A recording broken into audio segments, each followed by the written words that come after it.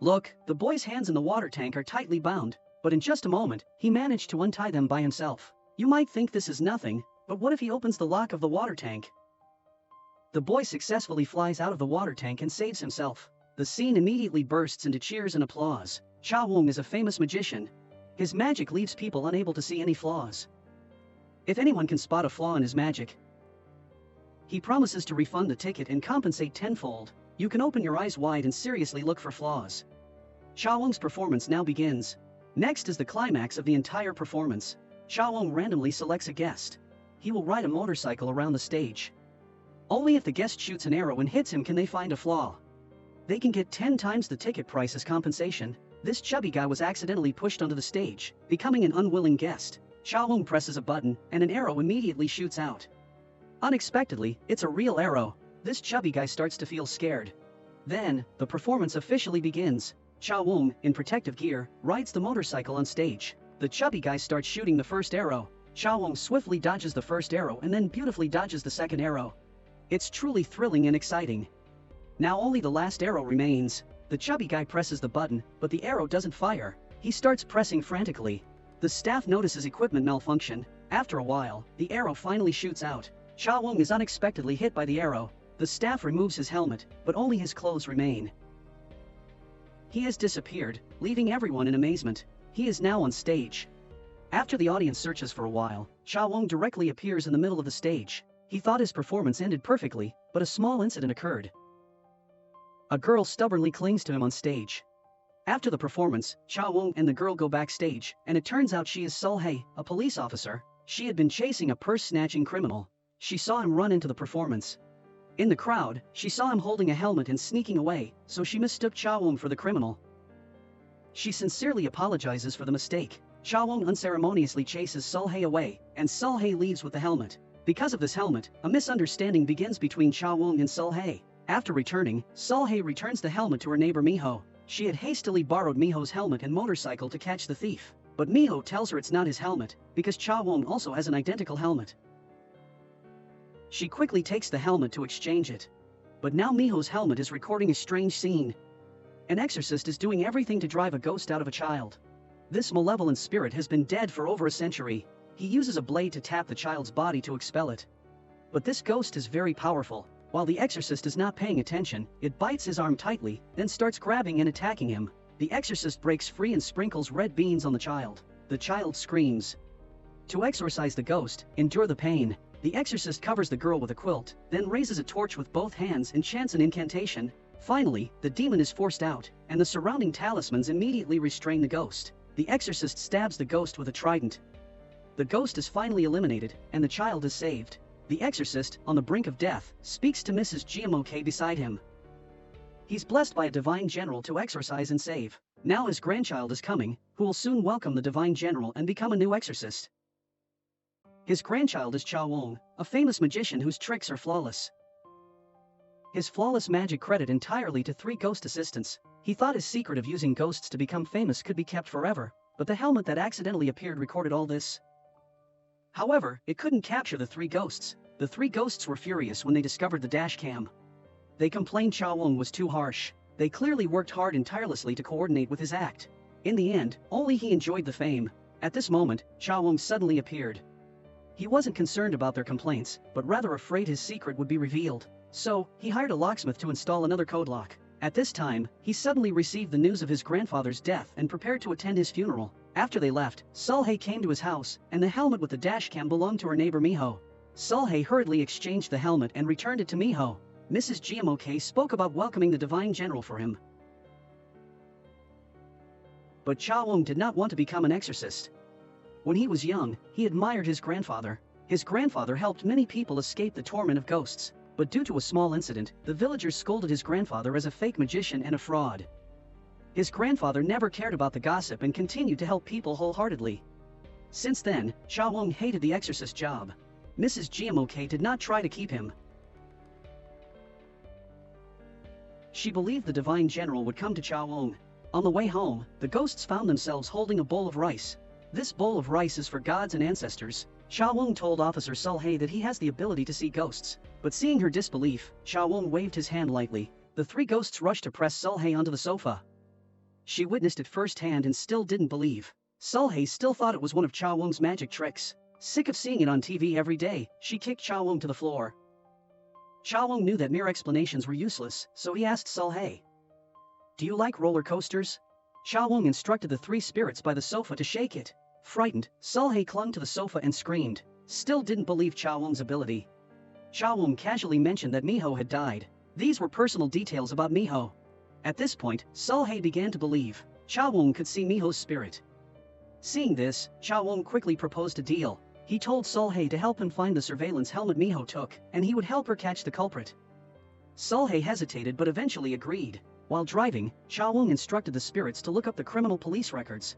Their conversation scared Sulhei to death. He had a few spirit assistants, Chief Sangjian, Manager Dong Cheol, and Ariam, a total of 3. But in Sulhei's eyes, there was only empty air. Cha Wung told her to stop the car at the bus stop. His staff needed to take the bus to the police station, while the two of them headed to Miho's house. Suddenly, he heard a man crying. When he ran upstairs, he told Sulhei that Miho was there, but she couldn't see anything. Cha Wung started talking to Miho, asking about the culprit's appearance, license plate number, and the location of the helmet. Unexpectedly, Miho couldn't remember anything. Cha Wung was so frustrated that he yelled at Miho. Sulhei thought he was crazy and took out handcuffs to arrest Cha Wung.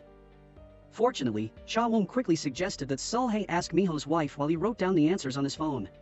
All the answers matched. Sulhei finally believed Cha Wung and asked where Miho was now. "Right next to you." Outwardly, Cha Wung was the world's best magician, and no one had ever discovered the flaws in his tricks. In reality, he had 3 ghost employees.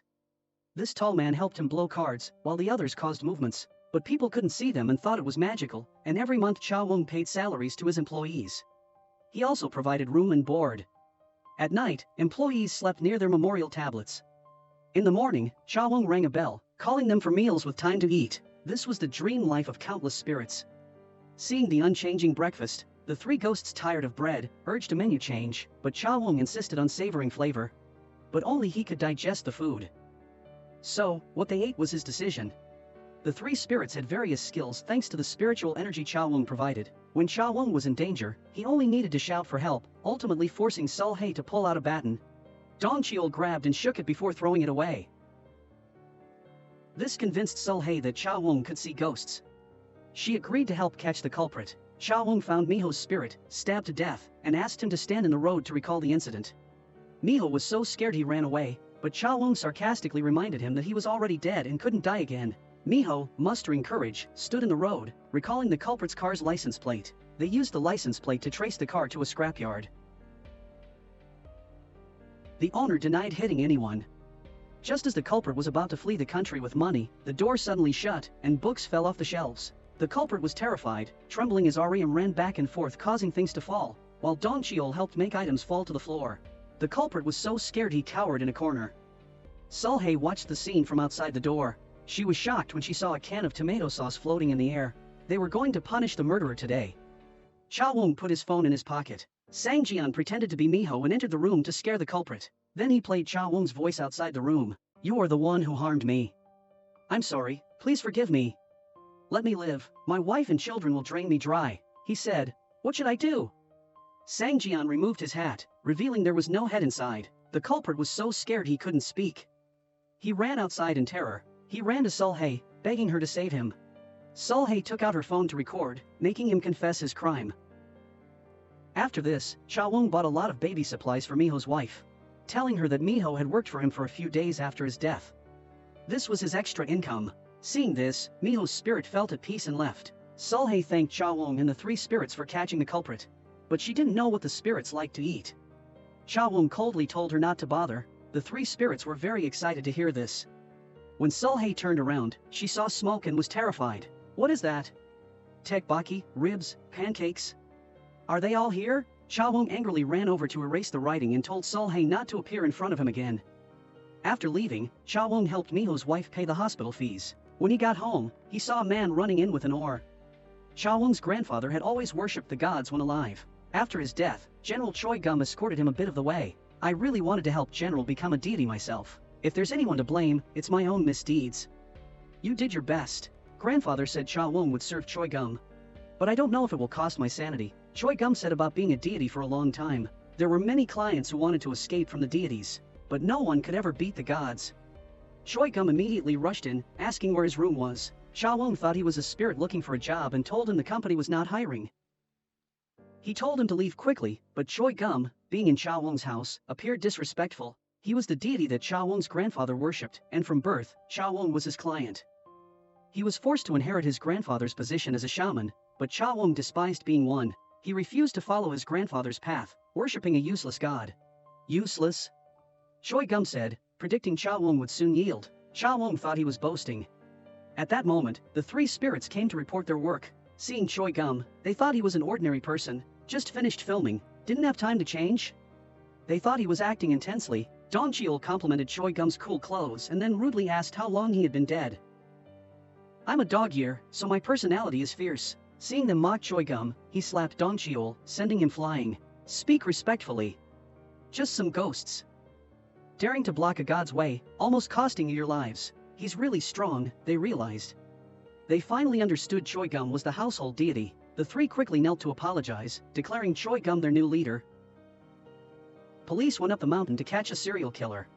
The suspect's face resembled Cha Wong's grandfather. That night, Choi Gum entered Cha Wong's room and placed his hand on his head.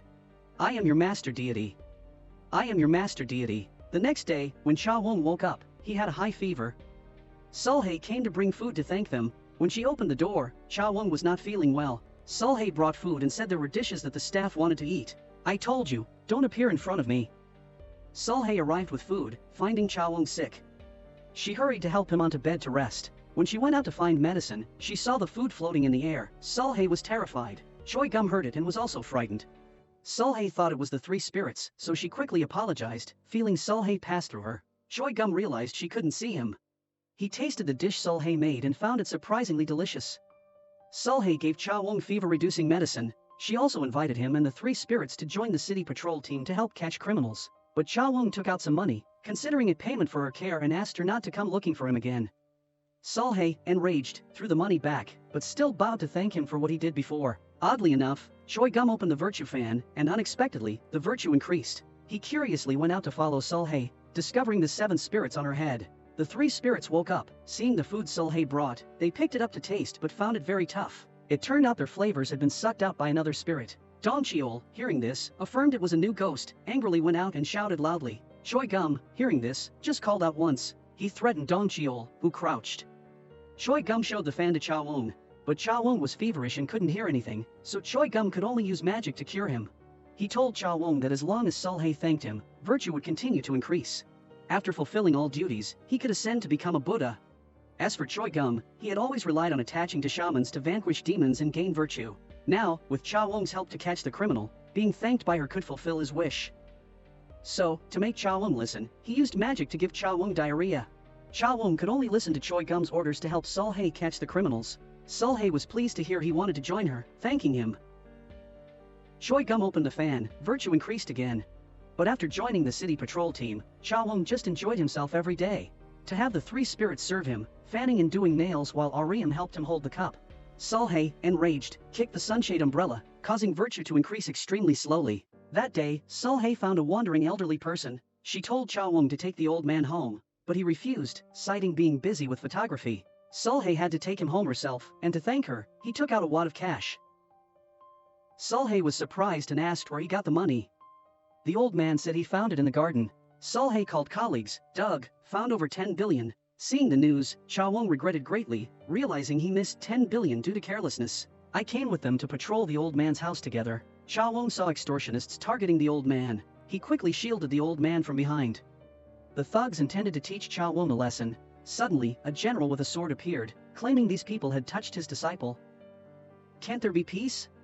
Sulhae also came in to ask what he was doing.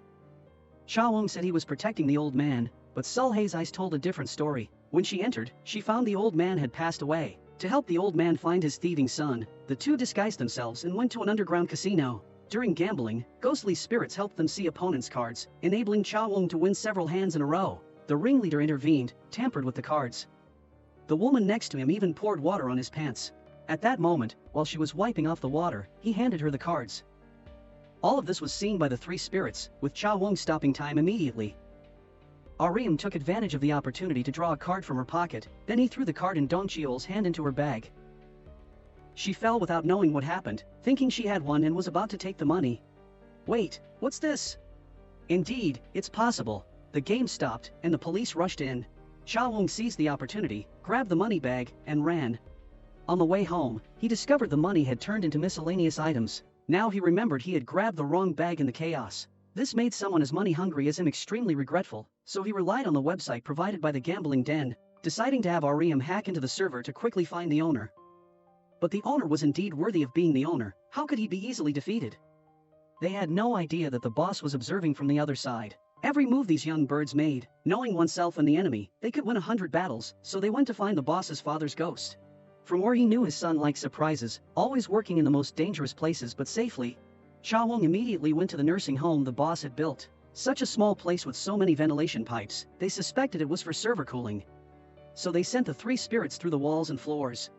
Sure enough, they found a secret door in the kitchen. Cha Wong told Sulhei to wait outside with a tree, while he personally went in to apprehend the man. But the boss was already aware. As he was attacked, Sulhei blocked the blow for Cha Wong, accidentally triggering his past life memories. In this moment of confusion, unable to think much, they successfully captured the boss. During the interrogation, they found out the boss sought revenge for his gambling-addicted father, but he didn't know that many years ago, his father had turned around to make amends for his mistakes when he was young. His father persistently used his son's name to donate money to the anti-gambling organization for 20 years. He couldn't believe this was true because he remembered when his father relapsed years ago. He had turned a blind eye, worsening his father's condition. After learning the truth, he cried bitterly. At this point, his father's ghost came to bid him farewell for the last time. "I'm sorry, my son, for being a terrible father, but young sick, take care of yourself." Finally, his father could rest in peace. That day, Sulhei also remembered her father, his death anniversary. 10 years ago, her father was cursed and killed by a round moon killer. The demon was then sealed in a jar at the bottom of the sea. But what was frightening was that at this moment, fishermen accidentally caught a jar. After opening it, black smoke possessed the fisherman's body. In an instant, it took over the fisherman's body. The old man called for a long time without any response, and then suddenly the demon woke up, repeatedly stabbing the old man with a knife, not even sparing his own father. Then they were all thrown into the sea by it, and it turned out it was the round moon killer. When Cha Wong saw the picture, old memories resurfaced, causing him to back away. That day, his grandfather and Officer Go encountered something. Sulhei still blamed that sorcerer for her father's death, who happened to be Cha Wong's grandfather. Although he was released due to lack of evidence, Sulhei still knew everything from her father's colleague, that it was all because of the sorcerer. If that's the case, then someone must be lying. It took a lot of effort to reconcile before. Because of this, Sulhei returned home and happened to see the news about 5 fishermen in trouble.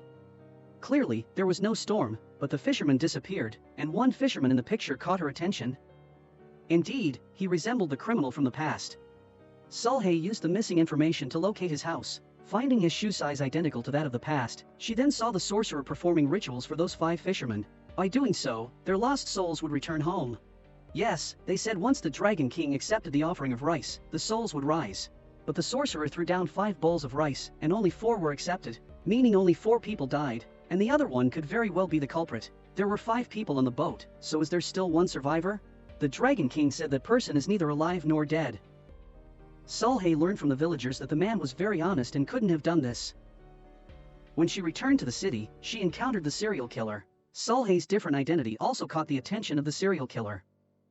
Meanwhile, Cha Wong was facing his own challenge. Cha Wong slipped, realizing the dog in front of him was already dead, and what he saw now was just its ghost. Now even a ghost dog is coming to haunt him?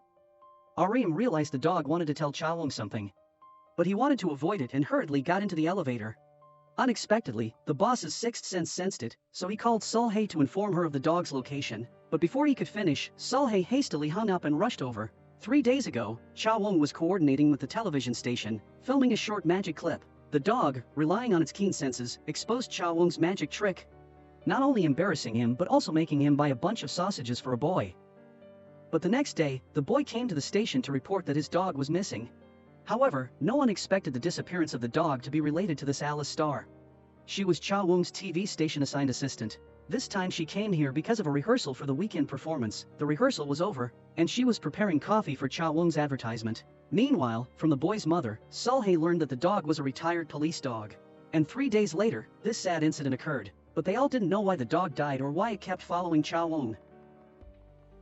Solhei received a call and immediately went to find the dog, unexpectedly meeting Cha-Wung busy at the time, about to perform but unable to contact Alice. Suddenly, the film crew came up with an idea, so the two made a deal. Solhei helped Cha-Wung solve this issue, while Cha-Wung helped Solhei find the soul and corpse of the dog. When Solhei was wearing her performance costume and cheering herself on, a guard accidentally saw 7 moles on Solhei's occipital bone. It seemed to remind him of a girl from 2,000 years ago, but it wasn't certain as the magic act began. Looking at the lively and natural dance, but it was actually Ariam controlling her from behind. The flying roses were also Sang Jian's help. In the final performance of Walking on Air, there was a mishap. Solhei, don't move, go Solhei, don't move, it's not going well. Finally, it was considered completed, but when removing the ring, there was another difficulty. After the performance ended, the dog saw Cha-Wung and immediately jumped on him. Then the dog immediately sat down. Solhei realized that this was the professional reaction of a police dog. When Cha-Wung saw the drug, he hurriedly explained that it was given to him by Eris. Then Solhei obtained the video footage from the factory. Unexpectedly, she saw the scene where the dog was hit and killed by Eris's boss. Solhei guessed that the dog detected a lot of drugs in the car, so it kept barking, which caused trouble for them. When Ariam took the dog out to play, at this moment, the dog suddenly ran towards the person in black. Ariam then realized that the person in black was the drug dealer who hit the dog with his car. But Solhei didn't hear their voices. She used a mirror to reflect light to remind Solhei. Solhei also immediately reacted to follow the person in black. Following them to their hideout, it turned out Eris was hiding here. When Solhei was about to call the intelligence agency, she was discovered, then she was caught and beaten by the gang. Ariam saw everything and immediately called Cha-Wung. He quickly drove at breakneck speed, releasing her hand. Who are you, huh? Cha-Wung seemed possessed by General Choi Gum. With just a few kicks, he knocked the gang members to the ground. I'm her associate, he said, leading the 3 ghosts to play the hero and save the beauty. Inside the drug dealer's den, 2 male ghosts dealt with the henchman, while the female ghost went to grab the car keys from the boss. Even the dead dog lent a hand, but they were still surrounded by the arriving gang members. In a dire situation, the police arrived just in time, finally arresting all the criminals. To repay the life-saving favor, Solhei personally tended to Cha-Wung's injuries at his house. While injecting medicine, she accidentally saw a photo of Cha-Wung's grandfather. She remembered he indirectly caused her father's death. She couldn't accept this truth and ran away immediately. The paper box under Cha-Wung's bed also made him understand that he couldn't escape this day. He knew he couldn't resolve the misunderstanding between the two sides. Even worse, after listening to the exaggerated words of Officer Kim, Solhei began to doubt that Cha-Wung had always been using her, making it difficult for them to meet in the future. Cha-Wung planned to sell the house and move to the suburbs, but everyone opposed him. When the disciple moved closer to the house, she vehemently objected, even advising people who came to see the house not to come. Oh, what's good about this haunted house? What did you just say? Oh, Granny heard it, did you? I was just talking to myself, don't mind. During the contract signing, the lights on the ceiling suddenly kept flickering, making strange noises. Oh my! Fortunately, Cha-Wung reluctantly used his magician's identity to dispel it, scared to death. Then, the next second, oh my god! What's happening here? Is there really a ghost? These people were finally scared and ran away. The ghosts and General Choi Gum coordinated. Cha-Wung had to tell the truth. General Choi Gum finally realized that Solhei was the daughter of Officer Go. He recognized that this was created by his own hand. The medium advised him to end this matter soon. One evening, Solhei heard a noise at the door. Upon opening it, she found no one, suspecting trouble, but when she closed the door, it seemed to be blocked by something. She realized it was the 3 ghost employees, so she invited them in. General Choi had come to resolve the 10-year-old misunderstanding. Unexpectedly, Solhei couldn't hear him at all. So he opened his laptop on the table, but didn't know how to type. He had to use phonetic transcription to type a few words, planning to come back later. Upon returning, the general began reading, asking Ariam to help rewrite the truth of that day, but it turned into an autobiography veering off topic. Then Ariam suddenly thought of a way. The sound of the soul would react in the 19 Hz frequency band hack. She wanted to make a proper recording device for ghosts, working non-stop. Finally, she succeeded in producing the voice of a ghost. Just like that, the machine that could make ghosts speak to people was completed. Oh, how unfortunate, jealous of talented people. Her young death was truly a great loss to the world. Their relationship grew distant as Solhei believed Cha-Wung avoided the truth of his grandfather killing her father. My father's gone. Do you feel no guilt? Meanwhile, Cha-Wung believed his grandfather meant well, but was slandered, leading to his reputation being ruined. He couldn't return home. Impossible. Anyway, you believed what he said was the truth. Do we still need to talk further? At that time, the captain was present, and no truth was more accurate than his words. The truth that I know, if not for Officer Go, then my grandfather wouldn't have been seen as a fraud. I wouldn't have to be separated from my family and live so miserably like this. Don't speak nonsense. Why did my father have to find him? Why are you asking me why? Didn't you also come looking for me? You scolded and hated my grandfather. Well, I also hate your father to the bone. In the end, there's no happy conclusion for anyone. The three ghosts decided to take the dog to find its owner to say a final goodbye. Dog, do you have any unfinished business here? Did you die without getting married too? Should we find a wife for it? Then the dog suddenly smelled something and led Orium along. It turned out to be its collar. On it was the dog's name and contact information of its owner. The criminal deliberately left it there, the familiar collar bringing back beautiful memories with its owner. This is the dog's younger brother. Xiaowong arranged to meet the boy at the dog's grave, and seeing the scene, the boy couldn't hold back. The dog saw its owner heartbroken for the first time. Kid, I'm a very skilled magician. I can talk to the dog's soul. Really? The dog said, the time I spent with you was the happiest time of my life. The dog said goodbye to my beloved younger brother. It felt that playing frisbee together was very fun, and it was grateful to you for taking care of it when it was sick. Every day thinking about what to play with you made it very happy. Please tell the dog for me, even though we can't meet now. I'm still its brother.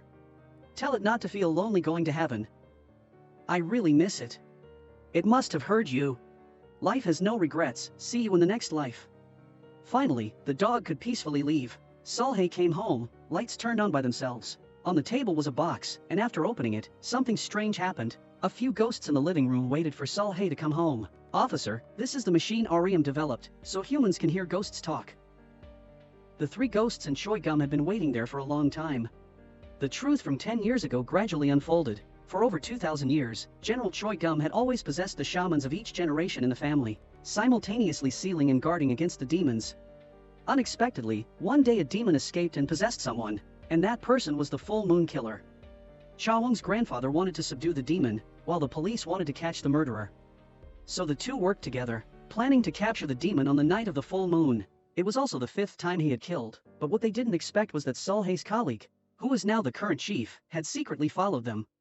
Trying to leave me to get a promotion alone? At the critical moment, they readied their tools and split up. At that moment, Chanho accidentally tripped, exposing them. Chanho was then captured by the murderer. Seeing this, the police officer shot the demon's leg. You wretched human, how dare you? As a result, he himself was seriously injured. But fortunately, Xiaoweng's grandfather arrived in time, using magic from behind to restrain him. He then used a spell to force the demon out of the murderer's body and created a barrier to prevent the demon from escaping. Afterward, he pulled out a gourd to capture the demon.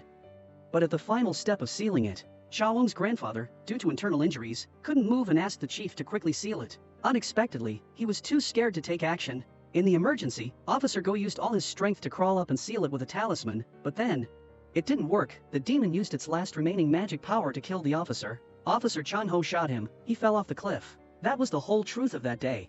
Sulhei listened and cried uncontrollably. I really didn't know. I just followed the chief's words. When Choi Gum held the photo they took together 10 years ago, Sulhei couldn't hold back anymore. The 10-year misunderstanding was finally cleared up. Sulhei officially apologized to Xiaowong, admitting she had wrongly blamed him. Both of them began to smile again. In another scene, a man just finished showering and was happily posing in the bathroom. There were still blood stains and some tools in the bathtub. Afterward, he put on a set of clothes and limped with his injured leg. The man saw a different reflection in the mirror. When he questioned who it was, his head suddenly hurt intensely. His mind wouldn't obey, memories of him killing flashed by. At that moment, he realized his body was harboring a demon. It controlled his body and brain at will. He pleaded, claiming he was just an ordinary person, hoping for mercy. Unexpectedly, the demon got furious. Are you an ordinary person? Have you forgotten everything? It turned out that deep inside, he was very dark and sinister. During a robbery, the demon discovered him and was delighted to have finally found a suitable soul. From then on, it could control his body at will to do anything. Indeed, there's no smoke without fire. At that time, you were no longer human. The full moon is coming.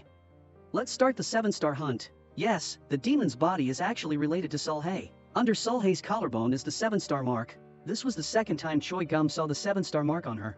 He relied on past life memories, so he determined that Sulhei is the reincarnated princess. It turned out Sulhei and Xiaowong were lovers in a past life, which is why they met again in this life. Surely, in their past life, they had unresolved issues. The formation of these unresolved issues was all due to Choi Gum.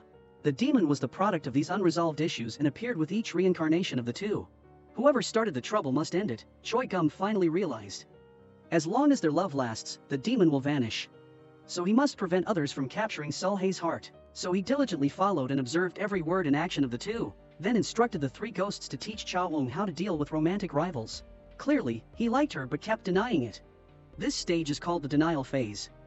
Exactly. Next, the minister suggested Cha Wong get cosmetic surgery to look like him to pursue girls. I'm not feeling well, I have a stomachache. Because he had used that face to court 27 girls before getting married. Stop for 2 seconds, I'm about to cry. He said that actually, girls don't care much about a guy's looks, but care about whether he can evoke a desire to protect her.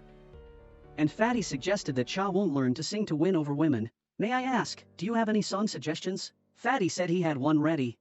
A song filled with romantic words, a love-filled atmosphere. I love eating meat, his humorous singing left everyone surprised. Meanwhile, the limping killer entered a convenience store. Minsuk beside him caught his attention. 301, buddy, pay up. Minsuk, the Grim Reaper, went to the hospital, preparing to take his dying soul. Unexpectedly, not only did Minsuk's soul resist, but they almost fought. It seemed she was enduring a great injustice.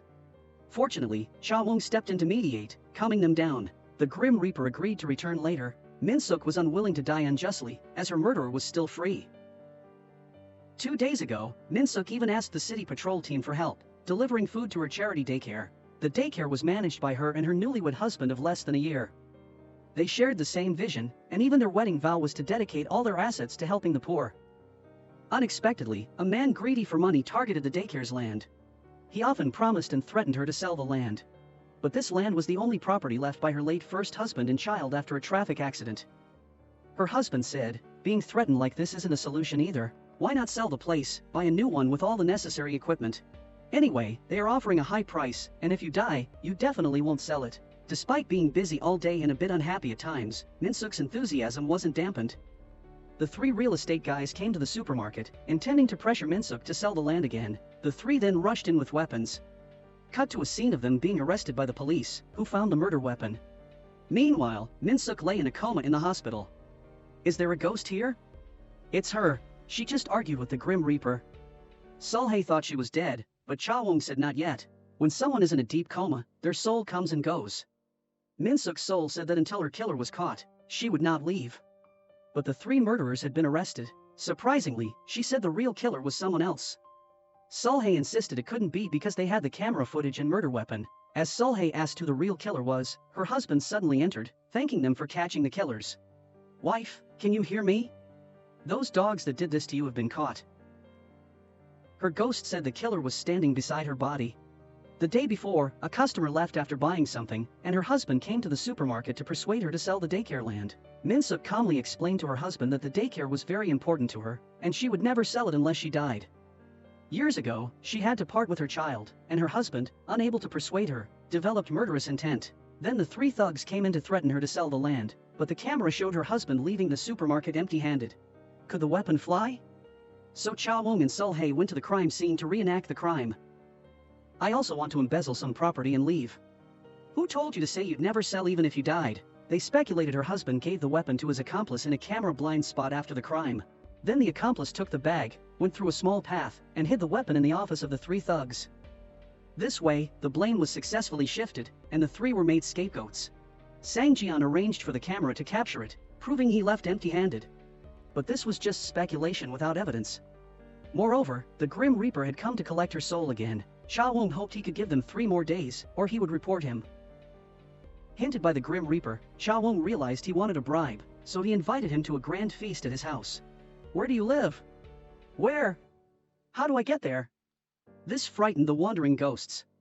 They grabbed their ancestral tablets and tried to flee. Do you think you can just walk in here? Are you Gum? Isn't it Choi Gum? You are Hyun-jun.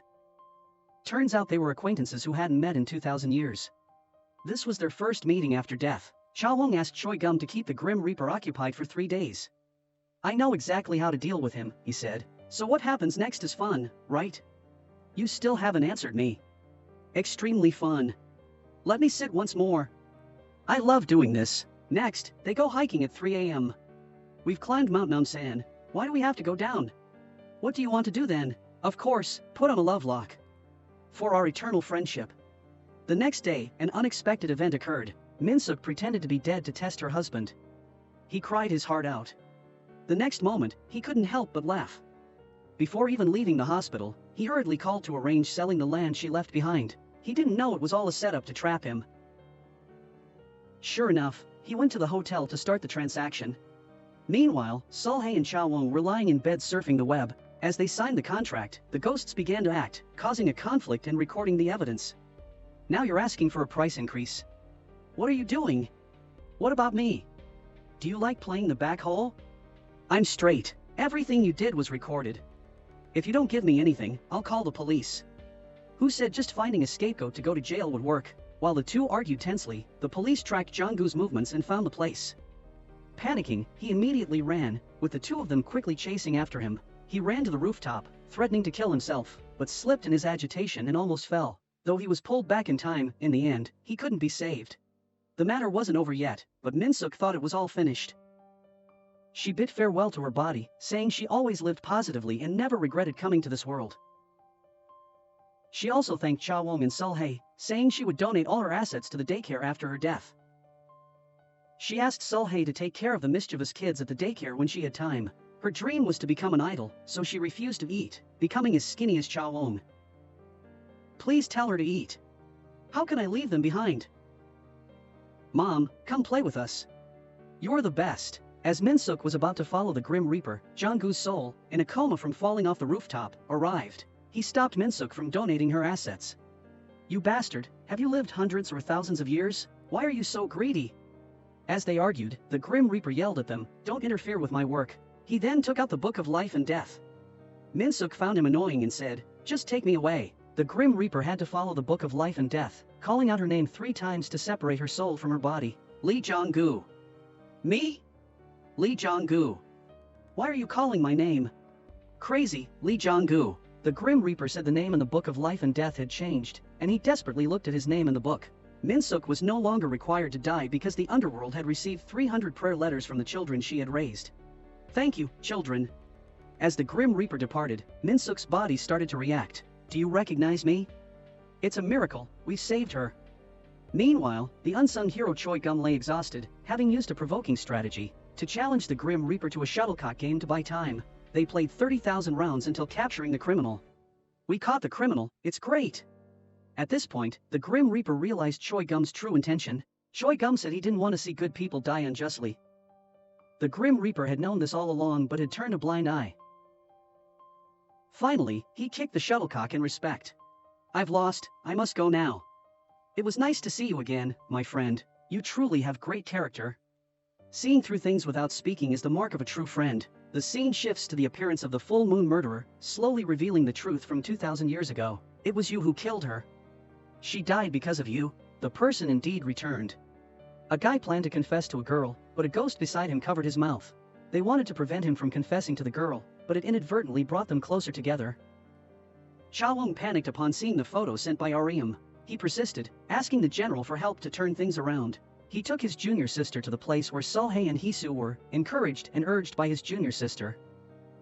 He decided to challenge Heesu to a bowling match to regain his dignity, but life isn't like the movies. Heesu effortlessly knocked down the pins every time, with Sulhae cheering for him. Cha-won, with his clumsy technique, sent the ball in the wrong direction, making himself look like a clown. Defeated quickly by Heesu, his jealousy made him more determined to show off. It seemed he had no choice but to use some tricks. In round 2, the ghosts began their performance. Is this even allowed? The onlookers widened their eyes in surprise. It turned out Ariam was secretly helping, knocking down all the pins, followed by Dong Cheol's performance. The two cooperated well, passing the ball, shooting, scoring. When it was Heesu's turn, they transformed into ultimate disruptors. This stark contrast made Heesu feel like he was seeing ghosts. Sulhae seemed to have figured everything out, but the ghosts paid a high price. At this moment, they realized even in death, there was no escape, feeling more tired than when they were alive. Seeing his subordinates in such dire straits, the general couldn't sit still and used his ultimate move. But no matter what trick he used, he couldn't stop Heesu's confession. Seeing this heartbreaking scene, Cha-won clenched the ring box he had prepared for his proposal. In his heart, he silently compared himself, wondering where he fell short, then left dejectedly. But he didn't know that Sulhey had neither agreed nor refused Hisu's confession. Seeing his disciple becoming more despondent due to heartbreak, the general suggested he confess and tell her they were lovers in their past lives. Meeting in this life made up for the regret of not being together before. Cha Wong thought, he must be watching too many movies. I've been a god for over 2,000 years, am I really that foolish? Then why, in my dreams, does someone keep saying that Officer Go died because of me? The general seemed to have something hard to say, only advising him not to give up. Everything was related to that demonic murderer. What are you doing? Come here. What's that?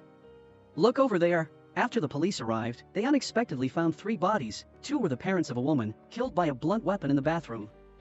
The 3rd body was a high school student brought there, tied up, and strangled to death.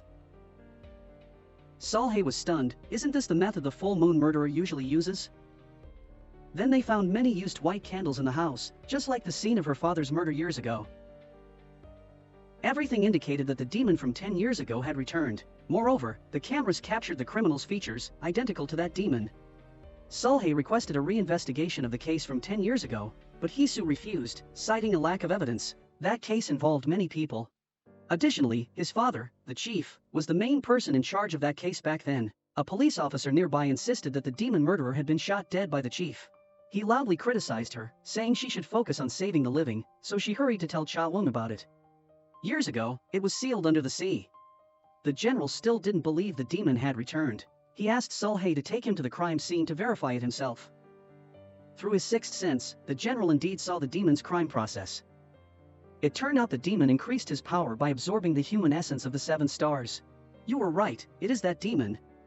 The killer they've been searching for 10 years had finally reappeared, but having just escaped the seal, he wasn't strong yet, giving them a chance to win. Cha Wong wondered why the demon could only absorb during a full moon. The essence of the 7 stars is very sacred, and ordinary demons cannot touch it. But during a full moon, the world's negative energy accumulates, making the ghost stronger, allowing it to absorb the 7 stars' essence. But what exactly is the essence of the 7 stars? It's the conduit for conveying wishes. In the world or the underworld to the heavens, only 1 in 10,000 people has it. Sulhey also has it. Moreover, it's the strongest 7 stars essence I've ever seen. But the biggest problem is that Cha Wong still refuses to let the general possess him. This way, the general's divine power cannot even be half exerted. The demon escaped, and I have to take responsibility? Did you forget? It turns out that years ago, he had a conflict with some thugs. During their revenge at his house, they accidentally broke the box sealing the demon. This led to the subsequent chain of tragedies. At that time, he was injured in the head, leading to temporary amnesia. The demon escaping and everything else was all because of me. The shaman said it wasn't related to him, it was just bad luck. He told him this to let go of his prejudice against his grandfather and the general. After learning this, the chief became panicked. Because 10 years ago, he clearly shot and killed the demon. He thought there must be someone imitating the murder methods. Until he accidentally saw the demon on the street. The terrifying memories of 10 years ago rushed back. He believed that after shooting the demon into the sea, everything was over. Then the demon murderer was surrounded by a group of motorcyclists. But he was not panicked, looking very calm. The police received the news and rushed over. The scene before them was quite tragic. Sulhey chased after the man in black. Seeing his face clearly sent shivers down her spine. Just hours ago, the divine protector of humanity, Choi Gum, advised him to turn back, as his obstinacy was his doom. Don't remain ignorant and harm sentient beings any longer, but he was disdainful. The divine demonic battle was intense. A round of armored combat ensued. Choi Gum quickly gained the upper hand. How long will you persist in ignorance? Are you still going to be a puppet for the divine? Isn't he now Cha Wong? The divine not only took my beloved but also stole my life, trapping my soul. So, stay away from me. After a fierce battle, both were injured. Choi Gum's spiritual power greatly diminished. The shaman immediately sensed the danger Choi Gum was in. Indeed, his body was gradually disappearing at that moment. Because Cha Wong refused to let Choi Gum merge with him, the divine power could not be fully exerted. Choi Gum used his last breath to urge Cha Wong to protect himself. Since the murderer was targeting him, he had to be careful not to get any wounds. Because the murderer would possess his body through the blood. Hence, refrain from thinking about the soul. After speaking, the divine protector dissipated into a green mist, returning to Sulhey. Only when they caught them did they realize it wasn't the murderer, but rather the underworld gang. When she asked, she found out the murderer eavesdropped on information about Cha Wong. Sulhey realized Cha Wong might be in danger and tried to call but couldn't reach him, so she hurriedly drove to his house. After seeing Cha Wong was okay, she finally breathed a sigh of relief. Cha Wong said that now both Choi Gum and the murderer were injured. Their powers weakened, so he was temporarily safe. But Sulhay believed that now was the perfect opportunity to issue a wanted order for him. However, this could make him attack the body and then abandon it. If he possesses a cop's body, it's worse. You're right, so Sulhay decided to use the pretext of protecting a witness, temporarily moving into Cha Wong's house. Upon arrival, she received a warm welcome from the ghosts. The big house didn't even have a living room. Its owner suffers from a fear of social interaction, but at least there's a sofa. The two have different personalities and lifestyles. What kind of chaos will this create? On the first day, they had a dispute over a meal. Cha Wong has always considered instant noodles to be junk food. Now he suddenly craved it inexplicably. He asked Sulhay for a taste. Just one bite, it's too hot, oh my god, why is it so delicious, it's too hot, stop. Why are you eating so much? Unexpectedly, after a big bite, Cha Wong asked for another bite. Indeed, we are more than friends but less than lovers. A mix of fat and lean, sparking love. At night, Sulhay constantly observed the surroundings, checking for any suspicious characters. Meanwhile, Hisu also investigated the possessed person's identity. Sulhay posted the criminal's information and photos in areas he frequents, and asked the three ghosts to take pictures. The gangster boss, due to the previous failed assassination, was warned by the police chief. Because once the murderer is caught, the false statements he made 10 years ago will be exposed. At home, he frankly confessed the truth from 10 years ago to his son. He immediately knelt before his son asking for forgiveness. Unexpectedly, Hisu, righteous and unmoved. Meanwhile, under the ghost's investigation, the hiding place of the murderer was discovered. At this moment, Cha Wong made a reckless decision. Instruct the three ghosts to entertain Sulhay at home, while he went alone to catch the murderer. The minister unexpectedly revealed it. Additionally, Sulhay saw the map marking the murderer's location. As she left, the three ghosts pulled her into a room and locked her in. Cha Wong had now arrived at the murderer's lair. Hey, I know you're here. You dare to come? You hurt my advisor. Do you know how much my company has lost? Pay for the damages. This place will become your burial ground, Fengshen. This princess braved the rain. She confessed her love to a commoner in front of officials. Because you are not only generous but also have the power to command the wind and rain. Previously, you used a magical tool called Ming Do on your chest, instantly causing dark clouds to cover the blazing sun. Then the long-awaited rain started pouring down. The princess also shed tears with the rain. Thus, the whole country resolved the drought. These are Cha Wong's past life memories. In his dream 2,000 years later, the book activated this dream, which was the duel a few days ago. That day, Cha Wong went into the cave to lure out the tiger. First, he performed a diversion tactic. Seizing the moment, they attached a talisman behind the murderer. Then he called for the shaman to appear, and the shaman and her junior began the ritual. Unexpectedly, the shaman lacked power, allowing the murderer to seize the opportunity and absorb the junior's 7-star chain. Seeing this, Cha Wong tried to stop him but was struck hard. At the most critical moment, Sulhay arrived in time, catching the murderer off guard. It turned out that after the three ghosts locked her in the room, she escaped through the window. When the murderer was about to attack Cha Wong, Sulhay rushed in and hugged him, awakening his past life's powers. Seeing Cha Wong possessed by Fengshen, the murderer turned pale with fear, knowing the power of Fengshen. Sure enough, Cha Wong quickly expelled the demon from the killer's body. Thus, the demon was once again sealed in the gourd. After the murderer returned to normal, he was shot dead by Hisu while trying to escape. For the first time being possessed, Cha Wong fainted on the spot. He received emergency treatment but remained unconscious. After that hug and kiss, Sulhay seemed to open her yin-yang eyes, suddenly able to see the three ghosts, and also saw the god general coming out of the painting. After a period of cultivation, he returned. When the general learned of the situation, he realized it was Sulhay who awakened, the lost magic mirror from Cha Wong's past life. Therefore, the demon was sealed. The doctor said that Cha Wong is not in a coma now. His brain waves are like those of a person dreaming, and in the dream, events from his past life are unfolding, including his successful rain prayer using the magic mirror to solve the drought, the princess openly declaring her love before the officials. Then he followed the princess to help the poor people. People lined up to receive aid, but the supplies ran out for the last girl in line. I'm fine. When the girl was about to leave, the princess called her back. Then she took off her ring and gave it to the girl. This was the ring that her mother had left her before she died. This ring could support the girl's family for more than 3 months. The princess's kindness deeply impressed Fengshen. Isn't that the thing the princess cherished the most? It's my mother's keepsake, but instead of keeping it, using it properly is more meaningful. So after returning, he prepared a new ring for the princess. The princess gave him a hand-embroidered handkerchief in return. When he put the ring on her, she misunderstood, thinking he was proposing. I agree. I agree to marry you, Fengshen. However, his extraordinary abilities and the magic mirror made him a thorn in the side of the court officials. They even threatened Fengshen to use the mirror for war. Unexpectedly, he firmly refused, having vowed to the heavens to use the magic mirror only for good, which immediately angered the officials. Indeed, they sent subordinates to inform the enemy country. At this time, the Prince of Huang Rio was plotting to seize the throne. Then he ruthlessly killed a neighboring country's palace maid. Receiving the letter, the prince evaluated Feng Shan's strength was a great threat, so he planned to observe this special ability closely. Sure enough, as the letter said, he possessed divine power.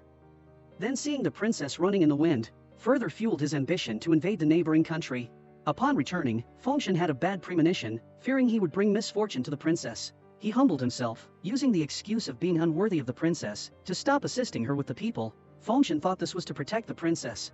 The noble princess personally tended to the common people, unfortunately contracting an infectious disease. This disease could only be cured by cayenne grass, a rare herb found only at the Herc Rouge border.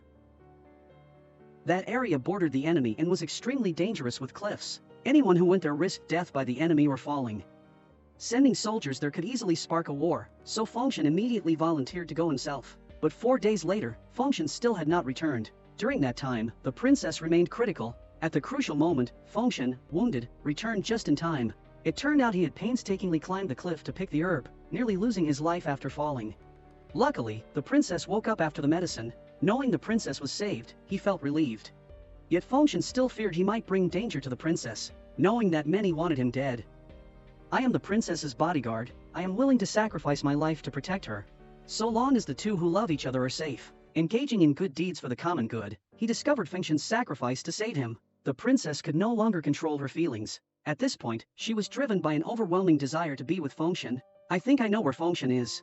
It turned out the general secretly followed Feng Shan, seeing deep secrets in his heart. It was then that I truly understood Feng Shan's intentions towards the princess. I plant the love without hiding it deep in the mountains, resulting in every flower blooming like her smile. Whether it's enthusiastic speech or shy words, or simple kindness, all have blossomed in our hearts. But beautiful flowers also make people heartbroken. Because she is just a flower, why doesn't she like me? I tried so hard not to love the princess, but it seems I failed. So are you planning to keep it a secret forever? If anything fails, it's because you lack talent. So change direction soon. But I can't drag the princess into that thorny path. Until now you still don't understand. As long as we are together, we can cross any stream, climb any mountain. But happiness doesn't last long. It's all because of the prince of the enemy country Chun Mu. He allied with other countries to threaten war, forcing the king to accept his conditions. The king knew this was the fate of the weak. To avoid war devastation, he chose to compromise. Feng Shan felt helpless. Seeing the princess he loved being treated like a bargaining chip, but unable to do anything. Despite all his helplessness and regret, he couldn't make himself abandon his mission. To maintain world peace, he urged the princess to comply with the arrangement, but she rejected such nobility. I just want to be a normal girl, get married, and have children, and if that's not possible, then let's run away together. Still, he stayed devoted to protecting the royal family and serving the greater good.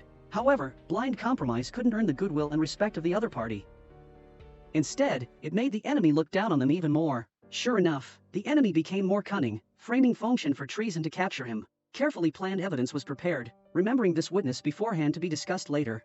Thus, Feng Shan's title was revoked, and he was imprisoned in a punishment facility for exile.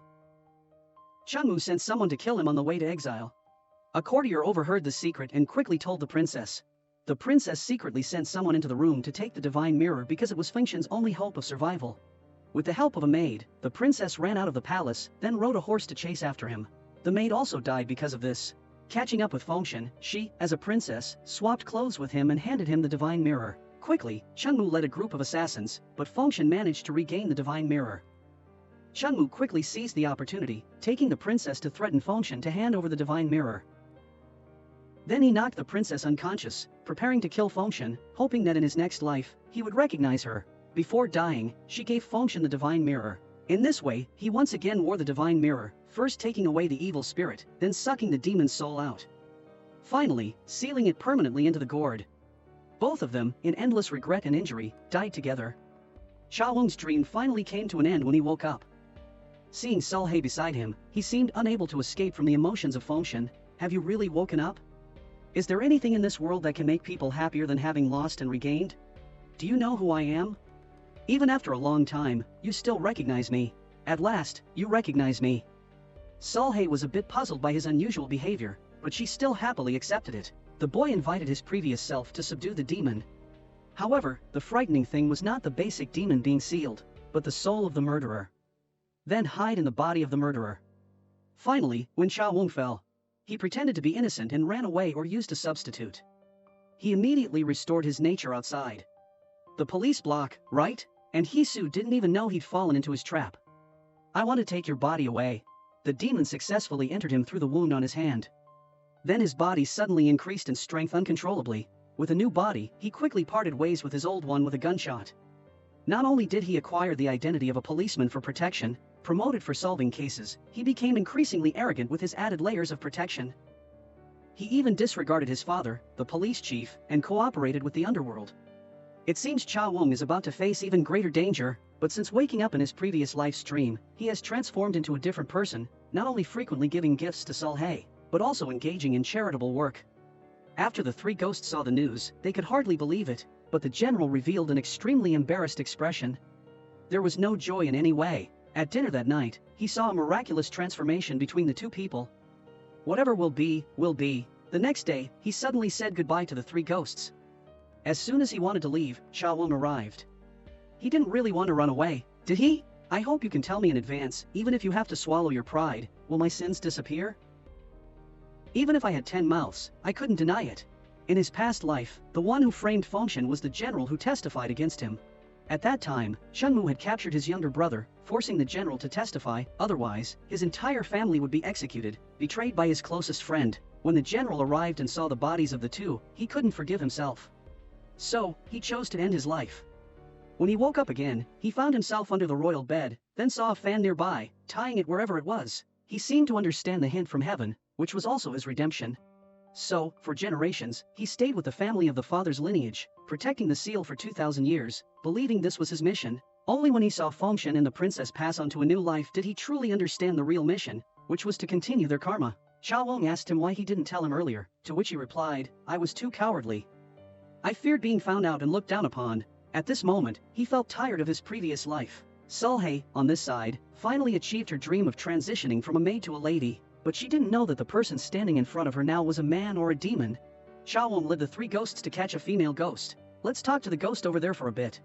As the female ghost turned, she instantly scared the group off. Dong Cheol, who was slow and clumsy, even fell and rolled over. As he stood up, he saw the ghost's malicious face, then promptly fainted, murmuring, "Mian, Dong Cheol." It turns out that 5 years ago, Mian opened a hair salon to make a living. Dong Cheol often came back and forth, so the two developed feelings. Their relationship was officially confirmed, even though he was a gangster, fighting all day without a fixed place. Dong Cheol felt he had no talent yet still had her love. But he couldn't bring her happiness. She said it's not too late for him to turn back now, everything can start anew. That's how happiness is achieved. For her to have a peaceful life, Dong Cheol is determined to give up everything. He even kneeled down and begged the boss to let him go. "I have someone I love now, I hope I can stand tall in front of her." But whichever boss let him go, they set a condition: he must achieve something. Taking over the nightclub business from the Dong Song gang, then he would be free. Dong Cheol innocently entered Dong Song's territory, striving to fulfill the boss's conditions. Before leaving, he reminded his subordinates to reform their ways, thinking they were liberated. He stood from afar holding a bouquet, calling out Miang's name, not expecting a black-clad figure to suddenly rush out, stabbing Dong Cheol with a knife. Miang was so scared she collapsed. "I was taken to the hospital, comatose for a month and eventually died." When Dong Cheol became a ghost and searched for her, the hair salon was closed. That day, because Miang witnessed everything, she couldn't escape either.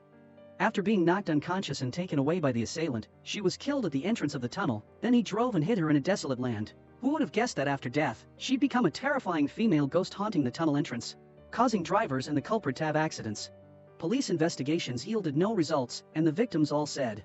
A white-clad girl suddenly appeared, causing a strange phenomenon that made their cars lose control. This caught Sulhei's attention. Think about the old mother who has been searching for you for the past 5 years, then the hatred wells up.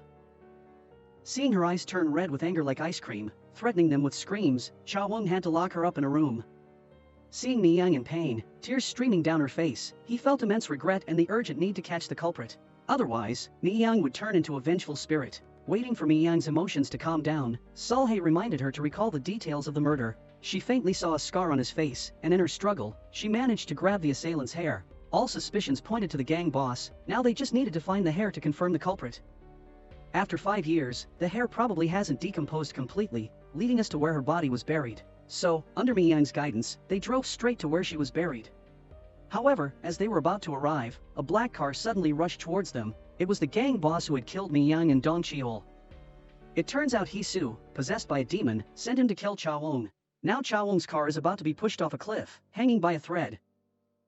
Regardless of how the car behind tries to push, but Chao Wong's car remains still, it turns out Choi Gum is exerting force to stop it. Witnessing this, the villain reversed his car, ready to accelerate for another collision, aiming to plunge into misery. At the critical moment, something seemed to stop the car. It turns out to be Dong Cheol. The villain, startled, suddenly saw Dong Cheol. Dong Cheol quickly got out of the car to check. As he turned around, Mi Yang suddenly appeared in front of him, causing him to flee in fear. Just as Mi Yang wanted to seek revenge, Dong Cheol intervened in time to stop her. Killing someone as a ghost wouldn't lead to enlightenment anymore, but she couldn't do it, urging him not to dirty his hands. Forget about me, enjoy the happiness of becoming a Buddha. Dong Cheol picked up a stone to avenge his girlfriend. Fortunately, Chao Wong pulled him back, but it was of no use, as Dong Cheol was already consumed by hatred. I told him to let go, but when he picked up the stone again, Chao Wong stepped forward to restrain him. Please, Ma, Mi Yang died because of me. I need to do something for her. Dong Cheol, under Chao Wong's advice and persuasion, gradually calmed down. Seeing Dong Cheol's agony, Mi Yang also gave up, but Dong Cheol still felt remorse and wanted to do something for her. You don't have to regret anymore, as long as you stand by my side. I have no regrets anymore. Choi Gum's expression made Chao Wong dispel his suspicions about him, gaining his trust again. After finding the evidence, the gangsters also had to go to jail for murder. The efforts of the mother over the past few years finally paid off. Mi Yang finally left the cold place without seeing the sun. The mother tightly held Sulhei's hand to express her gratitude. Mom, I'm sorry for having to meet you like this, it's my disobedience. If there's no longer you, then how can I live? My Mi Yang, you must have been so scared and lonely. How can you live alone? Sulhei instructed her to eat and rest on time. I have to regain my spirit. Only by doing so can my daughter rest assured. It turns out that only with love from both sides can one be filled with strength. In this life, we cannot wait for the next life to repay our debts. After saying goodbye to her mother, they wanted to marry. We've promised to get married, if we're destined in life but not in fate. Then in death, we'll continue our past destiny. This made everyone very admiring. Congratulations to the two. However, at this moment, Dong Cheol's attempts at relationships always fail for a reason. It turns out he already has his other half, just not in the way people expect. It's the ghost FAs who are pursuing Dong Cheol. Chao Wong announced a new employee's arrival, urging them to come in. It turns out to be Choi Gum. However, this time he went from being an advisor to a laborer, while Ariam was promoted to leadership. That's great, live well, fellow townsmen.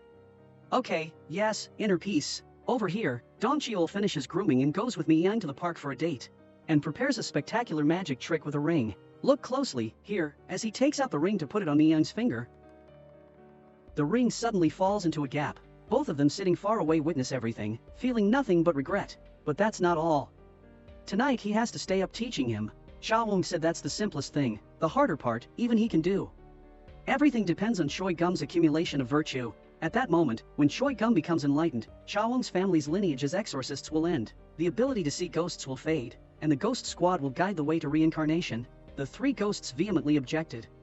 At that point, they would be unemployed, and experience once again the cruelty of the mortal world. Ariam suddenly remembered that the increase in virtue was due to Sulhei's gratitude. So as long as their feelings don't develop, there might be no need for reincarnation anymore. To prevent them, when Chao Wong finished massaging Sulhei, Sulhei was about to thank him but was stopped by the three ghosts. Successfully avoiding increasing virtue, even pouring water wasn't allowed. Because Sulhei always habitually said thank you, so she wasn't allowed to do things to make Sulhei thank him. Chao Wong also couldn't bear to be away from everyone. To avoid Sulhei thanking him, Chao Wong started deliberately being cold to Sulhei. Even when eating together, he had to control his behavior.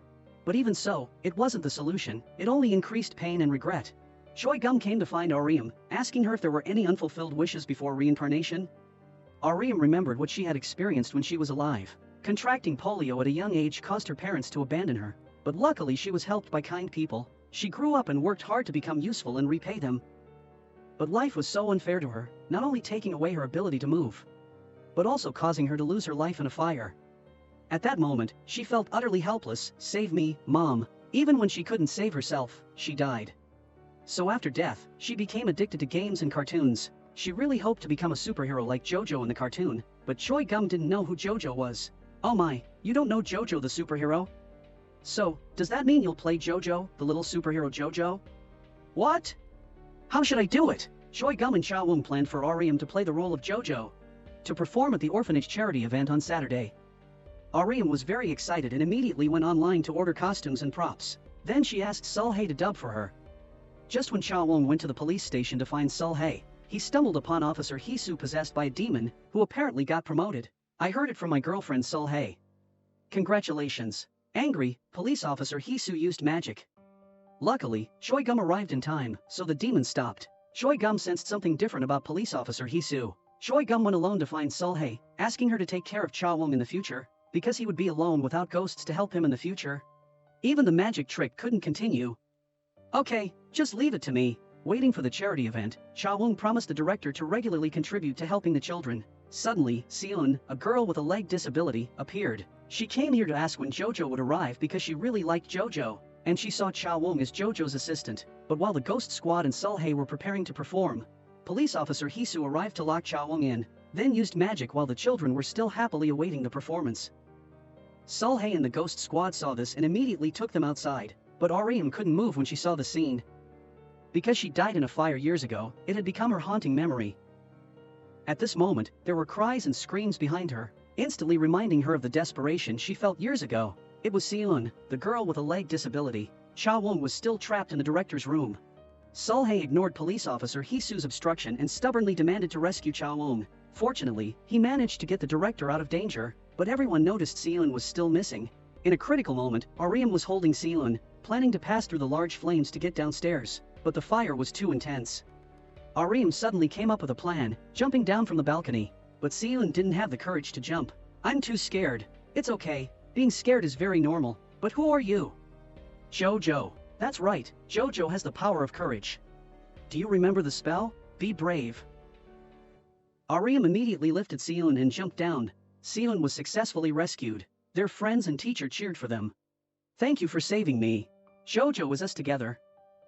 Because of that, Cha Woong made it to the news. Does a superhero exist or not? It's all in everyone's thoughts. It's time for the performance. The struggles we've been through, we do them all over again, yet only he gets on TV. It's time for the performance, everyone's ready. RM successfully persuaded the spirit. She doesn't talk as much as before and becomes more reserved. Perhaps this is what maturity is. In each of us, there is a superhero to aspire to. Because every seemingly impossible moment propels us to strive endlessly. Thank you, Cha Woong. Cha Woong said to Sul-hae. You became a magician just for revenge. Those people who used to call your grandfather a fraudulent cultist. Even though you can see ghosts, you still prefer to use this ability. Trick people into giving you money while praising you. You know your motives aren't right, it's time to stop. It seems like you still don't understand yourself well. Seeing your notebook, I was shocked. Without liking it, you wouldn't have tried so hard. Continue doing magic, you like it. But if you start using a new way to do magic, it will take much more time and effort than before. And it may not be as effective as before. By then, there's almost no time to see me. Then you'll turn into someone else, and that's okay. I didn't like you because of those things. If we're together, then even if we start over from scratch, it will still be very enjoyable. Cha Woong recalled a previous life, and she also said that. Until now, I still don't understand why being with you suffices. Even if it's a thorny path with you, it's still a flower field that's been 2,000 years, you're still you. Nothing changes. But after Cha Woong took Sul-hae home, not far away, there's an evil person staring at her. The man turned into a ghost after he died, hiding behind the soul, refusing to show himself. Friends had to put in a lot of effort to pull him out. Get lost, I don't care about your gripes. Encouraged by Sul-hae and the ghosts, he finally revealed his true feelings. It turned out that when Sang-jian was alive, he was a truck driver. So-eun, his daughter, is very good at playing the piano. Since childhood, she has won many awards to help So-eun have better conditions for piano practice. He promised to buy So-eun a new piano. So during the day, Sang-jian not only carried goods, but also drove at night to quickly earn enough for a piano for So-eun. But it was one evening when So-eun called him, saying she wanted to eat fried chicken. A drunken guest rushed for the wheel, causing Sang-jian's fatal accident. That was his final moment. Life is truly unfair. Shortly before that, So-eun found her mother's diary. Learning that her father's death was related to her piano playing, she believed she caused her father's death. Now every time she sees the piano, she gets angry, tears flowing involuntarily. so she decided to give up participating in the upcoming piano competition, and she won't play the piano anymore. Tomorrow is the day of the competition. How can Sang Jian persuade So-eun to participate in the competition? Sulhae also sympathizes with her. If it were her, she would never touch the piano again. Sang Jian realizes he must persuade So-eun to compete, to be able to relieve the burden he caused his daughter. If this isn't resolved, childhood trauma will haunt So-eun for life, burning Sang Jian's heart. If this isn't resolved, then he truly cannot rest in peace. Just when everyone was at a loss, you're the grandson of the shaman, GMOK. Why are you bringing this up now? GMOK said it's possible to communicate through dreams. But entering a dream is not easy. You need 3 dream talismans, and you need the permission of the ancestral spirits. The 3 dream talismans require the entrusting person's blood. Chawong said it's not that difficult, just take his blood from both hands and feet. Before, he used to complain every time he got a little hurt. Taking a bit of blood is a big deal, even if he takes a few punches, it's fine. Like this, huh? Let me help you. Let me think about it, maybe taking blood from the fingers would be better. Under the supplication of Grandma GMOK and everyone else, Sang Jian smoothly entered his daughter's dream. So-eun, Dad brought fried chicken, come out and eat. Daddy, come over here quickly and eat fried chicken. Daddy, really? Why are you just coming now? I've waited so long for you. Tomorrow, I compete in the piano competition, so Daddy bought the fried chicken I like. I won't play anymore. If I don't play the piano, listen to me, Daddy's accident wasn't your fault. That day, a drunken guest caused trouble. It wasn't your fault to blame yourself. Thinking of how much So-eun loved playing the piano for her dad. Even working late into the night without fatigue, Dad hopes So-eun can play the piano freely, live a brave and happy life. This is Dad's wish. You have to smoothly practice La Campanula and play it for Dad to hear. You haven't forgotten that promise, have you? If you play the piano, Dad will really come. Of course, the next day So-eun woke up and told her mother. The girl decided to participate in the competition. Really? What time is it now? It's almost late. Descending, she found Chawong waiting patiently. How did you know? Although he accidentally overheard the conversation, he got stuck in traffic on the way, and the competition starts in 10 minutes. It's strange why he hasn't arrived yet. At this moment, an uncle on a motorcycle rushed over. So-eun found it odd but still got on the bike with Chawong. At that moment, her heart's burden was lifted by the wind. Thank you, Uncle. Luckily, with Uncle's help, she kept her promise to her dad. So-eun successfully fulfilled her promise to compete. At the end, she seemed to really see her dad, clapping enthusiastically under the stage to cheer her on. Before that, she was a terrifying female demon, and then she turned into a beautiful and gentle bride, and the groom is this male ghost. If they couldn't be together in life, they'll continue this fate after death. They're just like any other couple, exchanging vows in a wedding ceremony. Below, everyone celebrates and blesses them, but I don't know from when the atmosphere began to become strange. This was supposed to be a joyful and happy meal, but because of Sang Jian's words, it gradually became sympathetic. Indeed, wedding should have bone broth. This last dish is also worthy. Normally, gluttons like Dong Cheol and Ariam are eating very little today. Sulhae, seeing that, intended to use sweets to dispel the current atmosphere, but just as she was about to go get them, Sulhae the police officer. That's enough, thank you. Sulhae's eyes were teary, reluctant to shed tears. The 3 ghosts officially bid farewell to their earthly remains and to each person. I've lived a very happy life, thank you all. I will never forget the 3 best employees in my life. Ariam ran to hug Sulhae to bid farewell for the last time. Everyone be careful on the way, I'll really miss you 3. Don't stay here and hurt others, go quickly, you have to go. The ghosts then disappeared like stars disappearing into the night sky. After that, Chawong told Choi Gum to take Sulhae home, while he himself went back to tidy up the house. Returning to the once magnificent and spacious house, the lively scene from before now felt incredibly desolate and lonely. The feeling of being lost suddenly rushed into Chawong's heart, memories flooding back bit by bit. He touched the painting of the whole family traveling by Ariam, memories flooding back bit by bit. Ultimately, the one who appeared the toughest was the one who cried the most. And the police officer possessed by the demon was now incredibly weak. He had to gather merits to strengthen his power. Tonight, under the full moon, he roamed outside in search of prey. Hovering above a girl's head was a demon. But just as he was about to pounce, Choi Gum passed by and managed to intervene in time. This isn't Cheon Yi-ji's granddaughter. Afterwards, Choi Gum suddenly felt the demon's anger. Chawong, Choi Gum, and the shaman headed to the cave to seal the demon. The cave had created a boundary. Choi Gum personally released the demon to discern the truth. Just one sword strike will reveal the truth. Chawong, under the seal's effect, not Chunmu, wanted to reclaim and subdue the demon once more. Chawong had to let Choi Gum possess him, and had to rid himself of impure thoughts. Only then could the divine power be effective. Concentrating on capturing the demon was also to protect Sulhei. Cha Wong arranged to meet Sulhei to bid farewell. Why? I've lost all feeling for you. Sulhei sat there bewildered, not comprehending. It took her a moment to react. And a week later, receiving no word from Cha Wong, Sulhei grew increasingly despondent. She even went to see the shaman but was met with refusal. Seeing her in such distress, Yi Ji couldn't bear it anymore. So she went to the police station and told Sulhei about Cha Wong's exorcism plan and whereabouts. Little did they know, the demon was right there next to them, listening intently, as expected. As Sulhei was driving up to Cha Wong, the demon had also followed, but luckily the cave seal prevented it from entering. Cha Wong warned of the danger ahead. Death was a possibility, not wanting to involve Sulhei, but she insisted she wouldn't let him die. Even if he died, he had to die by her side. The scene was so familiar, the past and the present all seemed like a cycle. As Sulhei was about to depart, Hisu, possessed by the demon, who had been waiting, finally erupted. His ferocious appearance was completely different from usual. Sulhei finally realized he was possessed by the demon and wondered if that item could stop it. As Sulhei suffocated, Hisu was struck by intense headaches. It turned out the beautiful memories between him and Sulhei had awakened his soul. He tried to rely on his own willpower to resist the powerful demon. But the demon's strength was too great. Hisu was about to lose control. Not wanting Sulhei to be harmed, he, while still having a bit of willpower left, chose to commit suicide to protect Sulhei. Fortunately, their injuries were not serious. Sulhei told the shaman about the demon possessing Hisu. However, when the shaman came to check, she didn't sense the presence of the demon at all. She guessed that after Hisu was injured, he was no longer useful, and he might have found someone else to possess by now.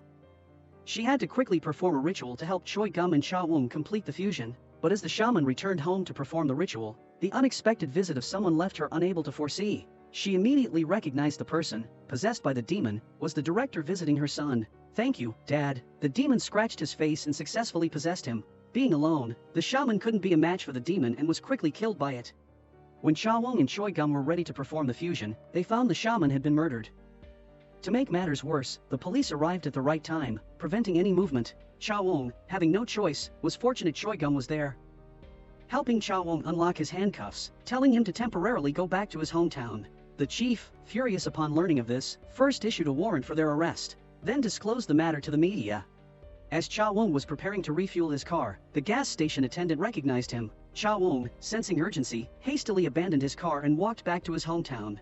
On the way, Cha Wong, tired and hungry, encountered two kind old men. Seeing his pitiful state, they offered him shelter. After eating, Cha Wong looked closely at them. These two old men seemed familiar. Unexpectedly, inside the house, Cha Wong encountered an older sister who seemed very familiar. And so, Cha Wong ate his fill and continued on his way. The old lady even prepared dried provisions for him. Cha Wong thanked her, promising to visit someday. "Sister, did you put in a lot of rice balls?" "Put in a whole bunch." After returning home, Cha Wong successfully reunited with Choi Gum and Yi Ji. Then, just as the shaman was about to perform the ritual, under the guidance of the shaman's spirit, Yi Ji helped Cha Wong and Choi Gum complete the fusion.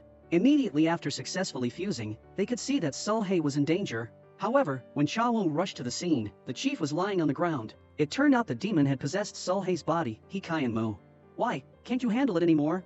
After a fierce battle, Cha Wong still lost, defeated by his own weakness. The demon used Sulhei's body as a shield, forcing Cha Wong to drop his weapon. Cha Wong quickly lost his weapon, falling into despair. With his dirty injured hand, he negotiated with the demon, offering his own body in exchange for Sulhei's safety. This way, the demon could obtain his memories, be reborn in his body, gain Sulhei's love and trust, and take possession of his soul. Hearing the man screaming for mercy, the demon excluded Choi Gum's soul. In a dangerous moment, Cha Wong temporarily used a spell to keep the demon at bay, then ordered Choi Gum to stab him with his sword. Choi Gum hesitated but eventually acted swiftly, and the demon was defeated. Simultaneously, Choi Gum also atoned for his ancient sin. The biggest regret was not being able to protect Cha Wong this time. With his last strength, Cha Wong kneeled before Sulhei, then transformed into scattered rays of light into the space. At this moment, the princess prayed to the spirits, if her death could cleanse the injustice of the spirits. She was willing to sacrifice her life, only asking the spirits to let them meet again in the next life. A tear fell onto the spirit mirror. Cha Wong's soul suddenly appeared in the princess's chamber. "Are you a spirit, sir?" The princess recognized him as the reincarnation of the spirit. "But why are you here?" Cha Wong realized the spirit mirror had summoned his soul. Perhaps the heavens sent him to ask for the princess's forgiveness, because Cha Wong vividly remembered the princess would die tomorrow, and he couldn't save her. What about the next life? Will we meet again? After Cha Wung spoke, the princess knew they'd love each other again. You know your wish has come true. The spirits have answered your prayers. So in the next life, you two will surely have a happy ending. Please go, return, and be sure to keep the person by your side, because that person is me. The princess knew she would die but did not falter. Still rode to save the spirit. Please don't be too heartbroken, we will meet again one day. We will reunite. Solhe woke up, hugged Cha Wung tightly, crying bitterly, no, don't, and then, Cha Wung's soul officially returned. The two went through countless hardships, crying tears of joy. Cha Wung and Solhe sent out wedding invitations to the old man who had helped them before. But upon arrival, they found no one. The locals there said there hadn't been anyone living there for over a decade. Wasn't there an elderly couple there? Young man, did you see ghosts? Ghosts? Cha Wung seemed to understand something. Choi Gum truly redeemed himself. He reported to the Jade Emperor in heaven. When he thought he could become a Buddha, the Jade Emperor discovered he was impersonating Choi Gum, exploiting and oppressing people in his family's name. So he had to return to the mortal realm to repay his family's debt. 5 years later, on Cha Wung and Solhe's son's birthday, his 3 friends also came to congratulate him. The 3 kids made Cha Wung feel oddly familiar. But at least a party should have ribs. The child likes tegbaki, and his friends have already given me some to eat. And they even gave us a free playground. Stop being so modest. That's manager Sang Jian, that's team leader Dong Chiol, that's staff Ariam. And the son even reminds him of that man named Choi Gum. Alright, the movie ends here. Take 3 seconds to subscribe to our channel to support us. Thank you for watching our channel. See you all in the next movie.